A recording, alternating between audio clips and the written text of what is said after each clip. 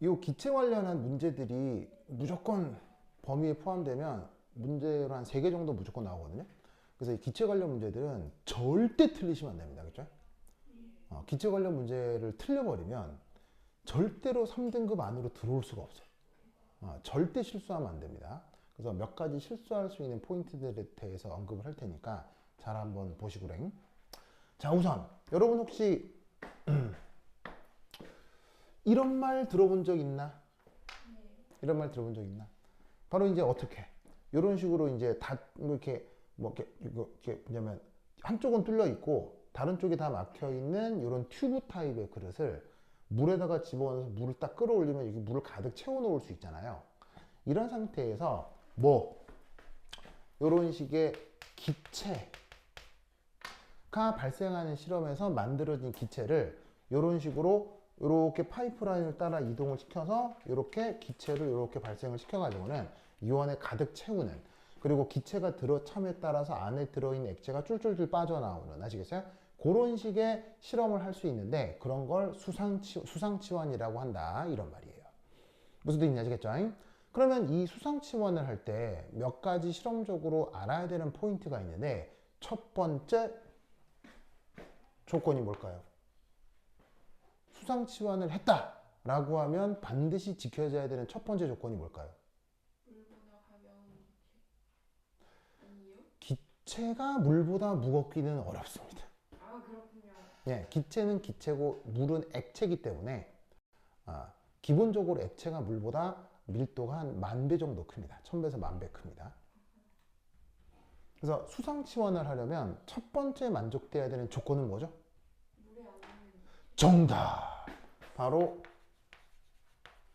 물에 대한 용해도가 무시할 수 있을 정도로 완전 작은 녀석이어야 됩니다. 기체는 기체인데 물에 엄청 잘 녹는 기체다. 그럼 수상치환 불가능합니다. 아시겠죠? 그러면 지금 이 수소 기체가 왜 물에 대한 용해도가 작다라고 판단할 수 있죠? 그렇지. 바로 오늘 우리 가빈이 폼이 좋아요. 오, 폼이 좋아. 자, 바로 물은 극성이 엄청 강하잖아요. 극성. 그런데 수소 기체는 극성이에요, 무극성이에요? 무극성이죠? 그래서 수소 기체니까 수상치환의 대상이 된 거예요. 아시겠죠? 그래가지고 여기서 수소 기체를 꼴꼴꼴 발생시켜가지고 그 수소 기체가 이렇게 충분히 다 채워졌나 봐. 더 이상 실험은 진행되지 않고 여기서 끝났어. 무슨 말 알겠죠? 그 다음 주의할 사항은 뭘까요? 이 수상치환 실험 그 다음 주의할 사항이 뭘까요? 물론 이 문제를 풀 때는 뭐 당장 크게 중요하진 않거든요. 이 문제를 풀 때는 당장 중요하진 않지만 여기에서 또 수상치환 실험에서 가장 또 중요한 포인트가 뭘까요?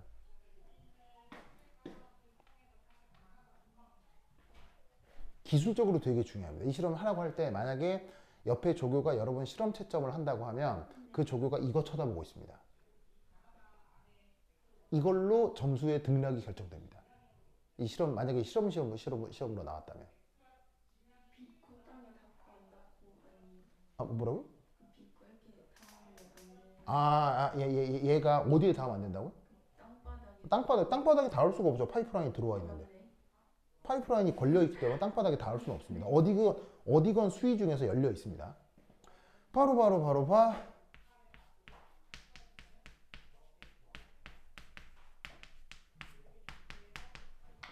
수위가 일치되어야 됩니다.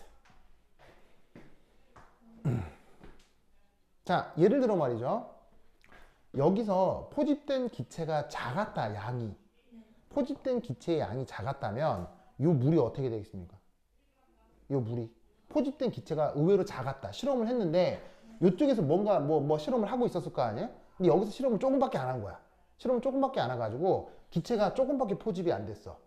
그럼 여기 있는 수위가 어떻게 될까? 수위가 올라가게 된다고. 그럼 이쪽 수위하고 이쪽 수위하고 다르지. 혹은 저쪽에서 실험을 너무 많이 했어. 기체가 많이 포집됐어. 그럼 이 수위가 어떻게 될까? 기준 주변 수위보다 낮아지겠지. 그럴 때 어떻게 해야 되냐고. 그럴 때 예를 들어 이렇게 됩니다. 이쪽 수위가 올라가는 경우는 이를 딱 붙잡고 아래쪽으로 더 내리면 이 위쪽의 기체가 압축이 되면서 수위가 낮아질 수 있습니다. 무슨 말인지 알겠어요? 그 다음 기체가 너무 많이 포집이 돼서 이 수위가 내려가 있는 것처럼 보이면 그때는 얘를 잡고 위쪽으로 끄집어 올리면 돼요. 그러면 안쪽의 기체가 팽창이 되면서 저압 조건이 되고 내려갔던 수위가 위로 올라갈 수 있어요. 즉 뭔 말이냐면 실험을 한 다음 실험을 딱 끝낸 상태에서 외부 수위하고 내부 수위는 절대로 같아지지 않습니다. 실험 조건은 상황에 따라 다르니까요. 그러면 어떻게 된다? 외부 수위하고 내부 수위가 다르다면 얘를 잡고 그냥 뭐 원리는 생각하지 마시고 위아래로 들락날락 해보세요. 들락날락 하면 어느 순간 맞을 거예요. 뭐 같이 변할 거거든요. 그래서 들락날락 해가지고 이렇게 맞추면 된다고요. 무슨 뜻인지 아시겠어요? 그러니까 왜 들어올릴 때 올라가고 내릴 때 뭐 올라가고 이게 생각하지 말고 그냥 만들어진 다음에 딱 잡고 위아래 들락날락 하면 이아래도 왔다 갔다 할 거예요. 결국 어떻게 하라고요? 여기하고 여기를 일치시키는 게 중요해요. 왜? 이거 일치 안 시키면 다 꽝이에요. 실험 전부 다 실험 오차예요. 일치시키는 게 중요해요. 왜? 왜? 일치가 되어야 여기서의 압력과 여기서의 압력이 같아지기 때문이라고. 뭔 말인지 아시겠습니까? 내 외부의 수위가 같아야 유체의 위치가 같을 때 등압이잖아요. 베르누이 원리에 따라서. 즉 외부 압력과 내부 압력이 같게 만들어 주려면 유체의 높이가 같아야 된다고. 그러면 왜 내 외부 압력을 같게 만들어야 되느냐? 외부 압력을 내가 쉽게 알 수 있으니까. 뭔 말인지 알겠어요? 실험실에 기압계가 보통 있거든. 아니면 그거라도 없으면 오늘의 일기예보라도 봐. 그럼 일기예보에 오늘 대기압이 얼마입니다 나와. 그걸 써도 되고 아니면 실험실에 기압계가 보통 있다고.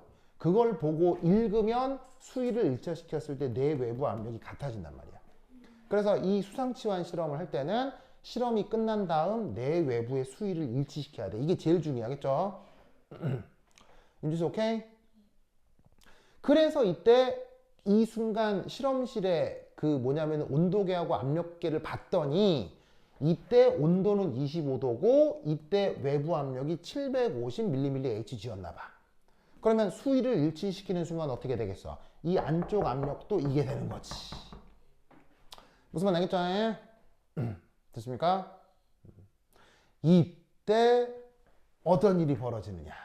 이 포집된 기체에 대해서 문제에 추가적인 조건이 나와 있습니다. 우선 첫 번째, 난데없이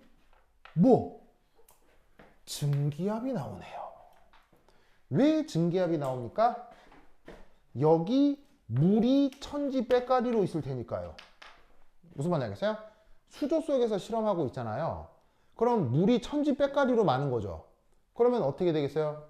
물은 어떤 온도 조건에서 반드시 뭐 할 수 있어요? 반드시 증발할 수 있죠.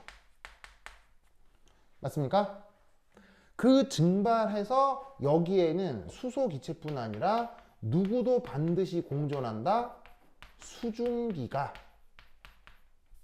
여기에 있는 요 수소 기체와 함께 공존하는 거지. 그러니까 750mmHg라는 건 이 두 개의 합한 전체 압력과 같아지게 될 거다 이런 말이에요. 아시겠죠? 그런데 바로 순물질 액체의 증기압은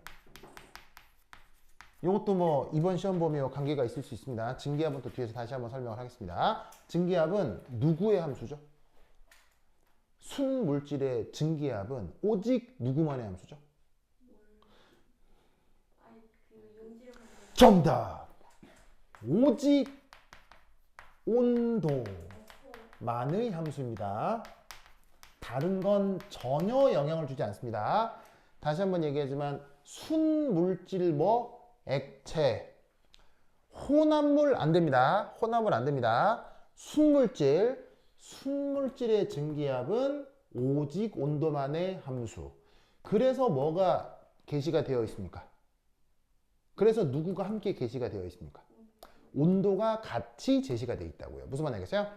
그래서 H2O라고 하는 순물질 액체의 25도씨에서 증기압은 이미 실험적으로 문헌에 있을 테니까 그걸 여기서 이렇게 탁 제시를 하고 있다 이런 말인 거지. 됐죠? 그 다음 여기에 모여져 있는 수소기체의 몰수를 다른 형태로 제시했습니다. 어떻게? 이때 이 몰수가 만약 저 수소기체만 따로 포집을 해서 이 온도 조건, 이 기압에서 100ml가 되는 조건의 몰수와 같다라고 문제를 좀 독특하게 제시하고 있어요.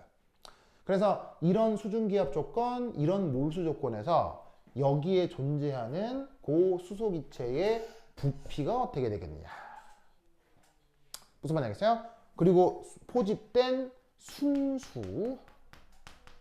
수소기체의 부피가 어떻게 되겠냐를 묻는 문제다 이런 말이죠. 아시겠죠? 자, 그러면 우선 문제에서 냉큼 알아챌 수 있는 정보 중에 하나는 바로 몰수죠. 자, 기체 몰수 어떤 식으로 구할 수 있어요? PV는 nRT. 됐나요? 자, 그러면 P가 뭐야? 압력. V가 뭐야? 부피. 아시겠죠? 그 다음 기체 상수 뭐야? 기체 상수 값은 사실 알려져 있는 게 있죠. 그 유명한 값 0.082 이런 정도의 값이 있습니다. 이때 단위는 0.082 이때 단위는 윤지스 단위는 그렇지 ATM 리터 몰의 역수 켈빈의 역수 알겠죠? 그런데 기체 상수는 이런 값을 가질 때도 있습니다. 부경 이때 단위는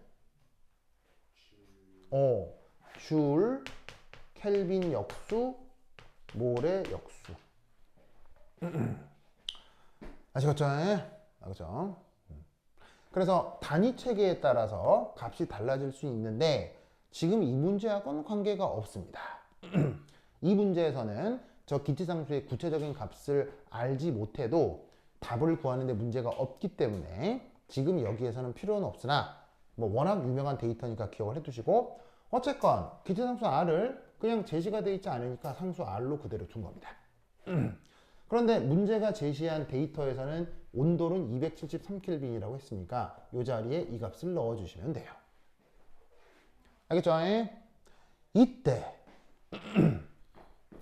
이 부피 자리에 굳이 리터로 바꿀 필요 없습니다. 그냥 부피가 100ml라고 나와 있잖아요. 그럼 이 자리에다 그냥 100ml라고 쓰면 그만이에요. 굳이 얘를 밀리 자리에다가 10의 -3승을 넣어서 1000으로 나누어 표현할 필요는 없어요. 알겠죠?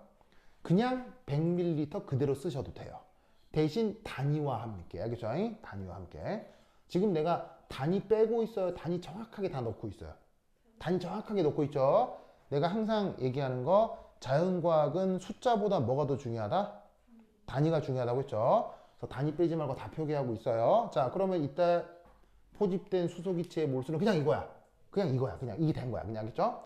두 번째, 포집된 수소기체의 부분합을 알아보자. 자, 수소기체하고 수증기가 합쳐서 전체 750mm의 HG였죠. 그런데 그 750ml의 HG 중에 24만큼은 누구 거예요?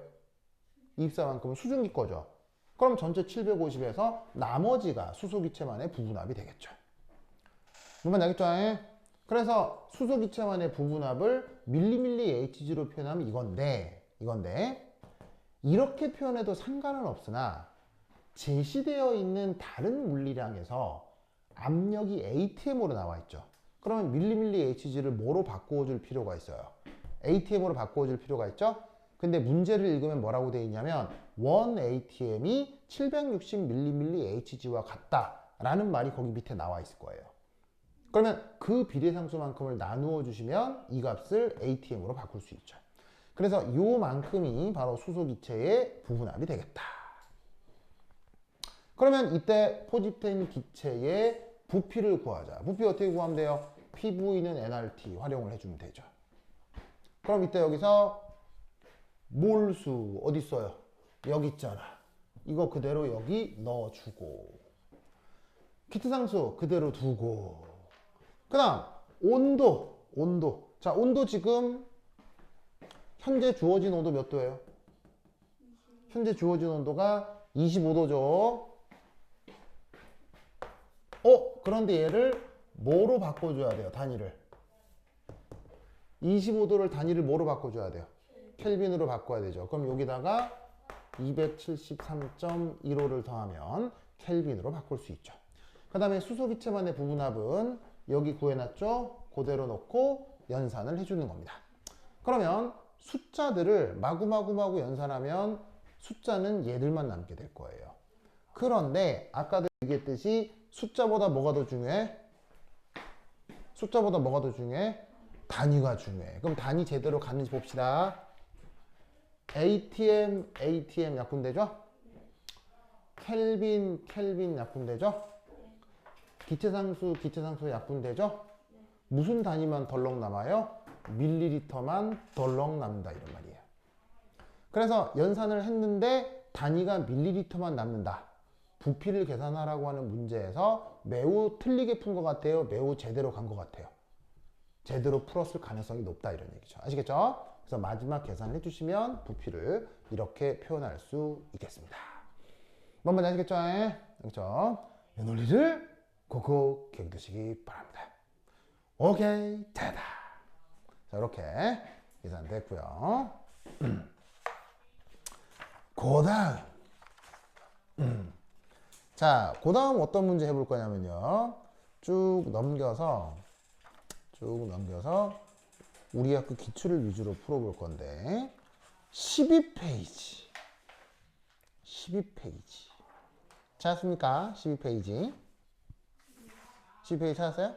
거기 보시면 연습 문제 11번이라고 있을 겁니다. 찾았어요? 연습 문제 11번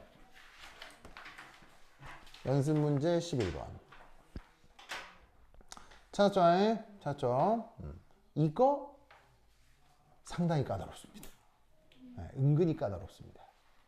내 칠판에 쓰는 동안 한번 답을 살짝 보지 말고 한번 브레인스토밍 해보세요. 시족. 요거 은근 까다롭다.